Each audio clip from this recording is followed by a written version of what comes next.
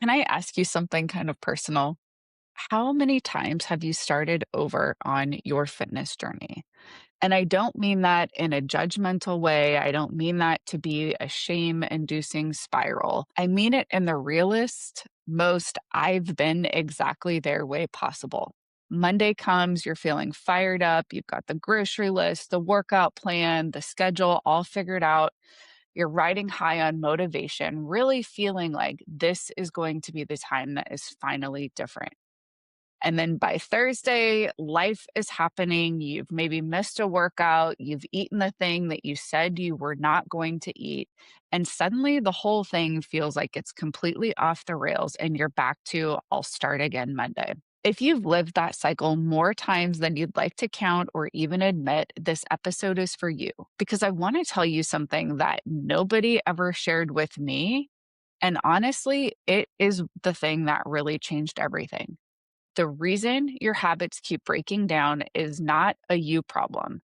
It is literally a brain wiring problem. And once you understand how your brain actually works, changing your habits and your behaviors and ultimately changing things about yourself becomes a whole lot easier. I'm Alisha Carlson, and welcome to The Strong Her Way, the podcast where we build strong bodies, clear minds, and lives we actually love living. So let's get into it.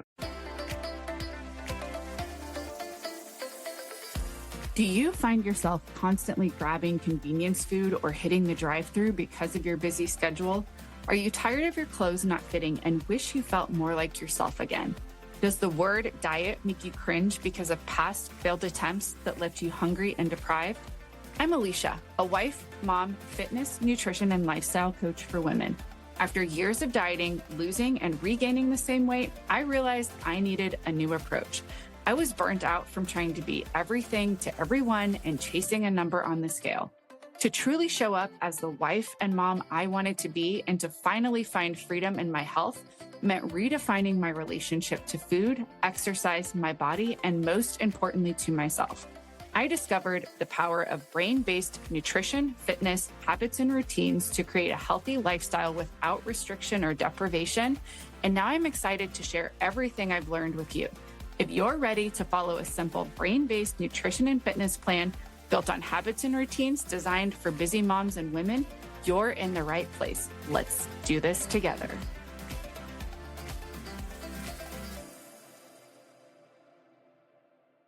Here is what most women that I've worked with experience. They know exactly what to do. They know veggies are good. They know that movement and exercise matters. They've read books, listened to podcasts, followed the different accounts on Instagram. Maybe they have more free workout plans and meal plans and freebies saved in their camera roll than they ever possibly use. Having information is not the problem. The information has really never been a problem, especially now with AI. We have access to all of the information we could ever want. The problem is the gap between knowing and actually doing the things and doing them consistently and doing them long enough that we actually start to see results, especially when life is full, stress feels high, and motivation and willpower inevitably end up running out. But here's where it can get really painful because it's not just frustrating to keep restarting, it can feel really defeating and demoralizing. Every time you fall off or you fail, there's that little voice. It's that little one. Other people can do this. Maybe you're seeing all of the pictures on social media of women that have just drastically dropped like 30 pounds. And you start to think, what's wrong with me? Why can't I do this? Maybe I just don't have the discipline. I have no willpower. Why can I never seem to figure this out? But I want to tell you that that little voice is lying to you. I know that might be hard to believe because it sounds so convincing. You've heard it so many times that it just quietly becomes a part of your story and becomes a part of something that you just start believing about yourself without ever questioning it. But here's where we want to zoom out for a second because there really is a bigger problem at play. And it's kind of the thing that's underneath all of this. The entire fitness and diet industry is built on this idea that if you just had enough discipline, enough willpower, enough motivation, you'll finally succeed. And if you don't, that's on you and it's a character flaw. It's a problem. But that is not how human brains work. That's not how behavior change actually happens. And unfortunately, growing up, nobody ever taught me that. And I'm guessing they never taught you that either. So we keep just trying harder and harder to implement a system that was really never designed to work long term. And then we keep blaming ourselves when it doesn't work out. If I can be a little bit honest and a little bit vulnerable with you here, I want to share a moment in my kitchen that really changed the trajectory of my life. I have my degree in exercise science. I'm certified in nutrition coaching and fitness coaching. I'd been on stage, like literally competed in figure shows. I knew all of the science and the macros. I knew everything down to like the periodization with training. And by every external measure, I was someone who should have had this thing figured out. Yet there I was standing in my kitchen, taking before pictures again, feeling completely defeated, discouraged, feeling like an absolute failure who really, I'm like, what business do I have to coach anybody? But it was in that quiet moment as I'm standing there in my sports bra, in my shorts, shoulders kind of slumped over, just feeling like I just wanted to cry. I heard something that I believe was the Holy Spirit. It was that still, small, quiet voice. And what it said really stopped me in my tracks and changed everything. It was that little voice that said, "It's because you've been dieting this whole time and calling it a lifestyle. That is why this feels so hard." That was it. That was the thing. That was the big shift. It wasn't necessarily about what I was doing, the exercising, the trying to eat healthy. It wasn't about any of those things, but it was about how I was doing it, how I was approaching it, and really the why behind it, the heart and the mindset underneath all of the strategy. I had the information, but I was missing the identity, the foundation of it all. And the moment I understood that, that's when everything started to change. Now, it wasn't this radical overnight transformation. It wasn't something that just immediately clicked, but fundamentally, there was something that shifted in the way that I was pursuing health and fitness. And that's really what I want to give you today. So, I want to offer this thought that your brain isn't broken. It might just be running on outdated programming. So, I want to nerd out a little bit on the brain for a minute because once you understand this, the restart cycle starts to make complete sense. And more importantly, it can stop feeling like a character flaw.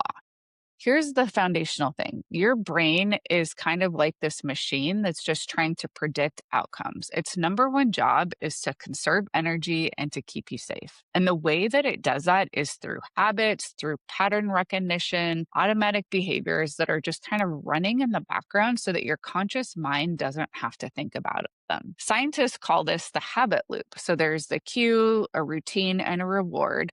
Your brain encounters a trigger. So this could be a specific stressor, a time of day, an emotion, and then it runs the associated program or routine that then gets the payoff, right? We get that little hit of dopamine at the end. Over time, though, those neural pathways get stronger and stronger, and they just become this automatic default behavior that we don't even have to think about. Here's where it gets really interesting, though, is that most of those routines or those habits were formed years ago. For some of us, it could have been decades ago. Your brain isn't running your current values, your current goals, the current vision that you have for yourself and where you want to be going. It's running on the patterns that it learned when you were stressed out and surviving. Maybe it's even running on programming and patterns that you saw, witnessed, or that you saw modeled for you when you were growing up. Here's another piece of this that blew my mind when I was learning about this and really started to unpack it. Research suggests that somewhere in the range of about 90 to 95% of our daily behavior is driven by the subconscious mind, right? So it's driven by those subconscious automatic patterns and stories and programs. Our conscious mind, so this is the part of the brain that sets the goal, reads the articles, listens to the podcast, starts to make the plan, is only running the show a small fraction of the time. So maybe 5 to 10%. So here's what happened. Your conscious mind decides I'm going to start eating better. I'm going to start working out. I'm going to try to get to bed on time. with genuine, real, honest intention, real commitment. But then your subconscious mind, which has years of wired in patterns and programming around food as comfort, or maybe seeing rest as something that's lazy and something to avoid, and your identity as someone who always falls off, who always fails, starts running its program. And that program is so much stronger, it's so much louder, and so much faster than your conscious intentions. This is why willpower does not end up working long term. You're trying to use this tiny little tool against this massive system, and the math is never in your favor when we look at that. And then we start to kind of factor in what's happening with the nervous system. So we've got to add one more layer here because this one is especially important for the women in the Strong Her Way community. When you're chronically stressed, and I know that a lot of us are running on some level of stress all the time, your nervous system is stuck in that sympathetic state. So it's the fight, flight, or freeze. And when your nervous system is dysregulated, behavior change becomes dramatically harder than it already was if we're just trying to change the behaviors and the habits externally. Your brain is in survival mode. It is not interested in building new habits when stress is high. It's interested in getting back to what feels safe and familiar. So, comfort food, that's familiar. That feels safe. Skipping the workout because you're feeling depleted or because it would just be easier not to do the workout. Again, that could be a familiar pattern that your brain runs. So, if you've ever wondered why it's so much harder to stay on track when life gets stressful, it's not a willpower problem. It's not a discipline problem. It really is just your nervous system doing its job. The solution isn't necessarily to just push harder. Instead, it's to work with your nervous system, work with your brain instead of fighting against it. And that means small, sustainable, low threat changes that your brain doesn't feel the need to resist. So if stress is super high, your best bet isn't going to be to go in and make massive sweeping changes. Rather, focus on small incremental changes that don't trigger that alert system inside your brain.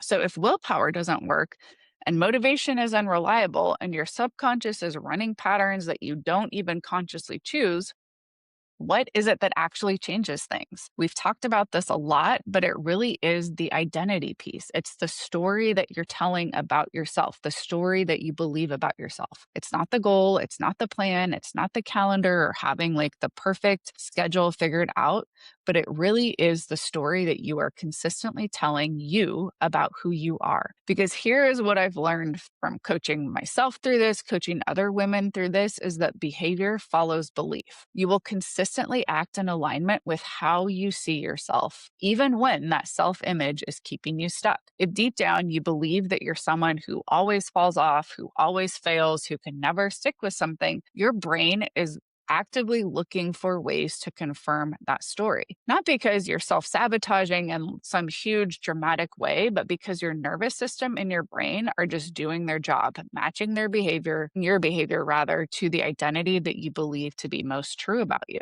The shift is this: instead of I'm trying to be healthy, you start moving towards I'm someone who takes care of myself. It's a small, subtle difference in words, but it has massive difference in behavior over time. And the beautiful thing is that you don't have to fully believe it just yet. You just have to be willing to start acting like it's true, even in the smallest, most incremental ways possible until your brain starts to catch up. And the crazy thing is that it kind of creates this flywheel because as we're shifting the identity and we start to take those small actions, those small steps to reinforce that, that's exactly what ends up happening. The brain starts to believe it even more. We start to act more in accordance with that. The belief strengthens, the behavior strengthens, and it ends up being this beautiful pattern. That's what micro habits really are all about. It's not doing less because you have low standards, but doing small things that are actually going to help those new neural pathways form. Repetition, not intensity, consistency, not perfection. Okay, I want to leave you with some practical things because I know that you're not here to just take in information. You're here to actually apply what you're learning on the podcast. So here are 3 questions I want you to sit with this week. You can journal them, you can think through them on a walk, you can just let them kind of percolate and marinate in them. But please actually do one of these things. Don't let this just be more information that gets stored, but actually take the next step.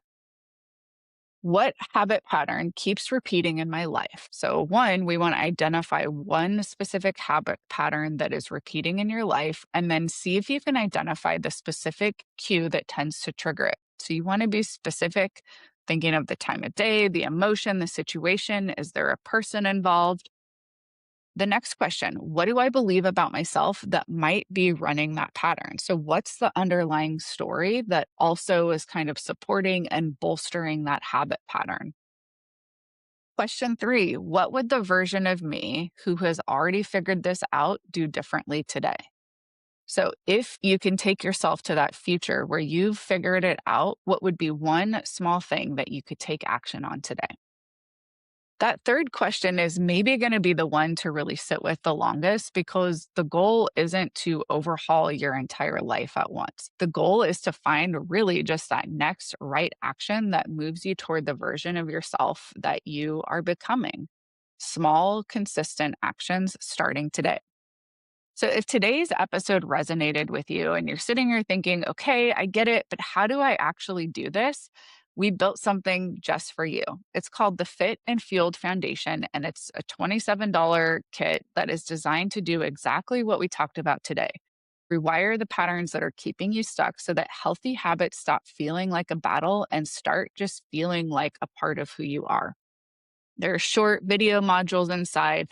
We're talking 20 minutes or less. You can listen while you're cooking dinner, covering habit science, mindset work, simple movement, and how to actually fuel your body without becoming obsessed over it. Plus, there's worksheets and templates and a habit tracker and a private community of women doing this work alongside you. This is not another program to white knuckle your way through, but it is the on ramp to actually become the woman who doesn't need to start over every single Monday. You can grab it right now for $27 in the link, or you can grab it right now for $27 using the link in the show notes. Your brain and body are not broken. They never have been. You've just been running some outdated programming that was never designed to get you where you actually want to go. The restart cycle isn't evidence of failure, it's evidence of your desire.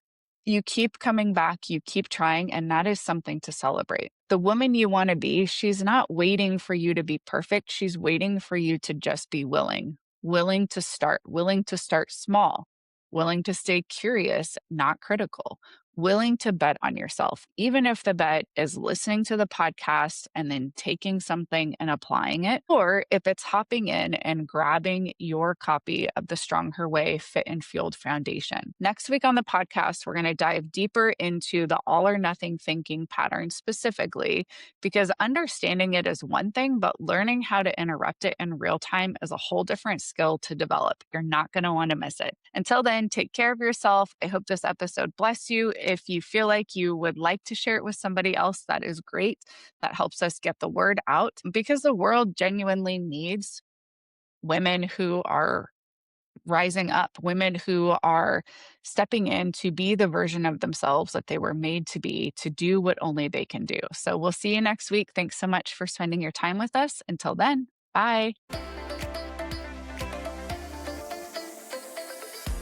Thanks for tuning in to The Strong Her Way. If you're ready to redefine your relationship with food, exercise, and yourself, remember it's all about building habits and routines that fit into your busy life without restriction or deprivation.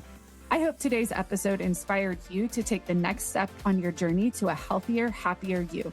Don't forget to follow the show so you never miss an episode. And if you found this helpful, please leave a review and share it with other women who need a little extra encouragement. Together, we can all become stronger. Until next time, stay strong and keep moving forward.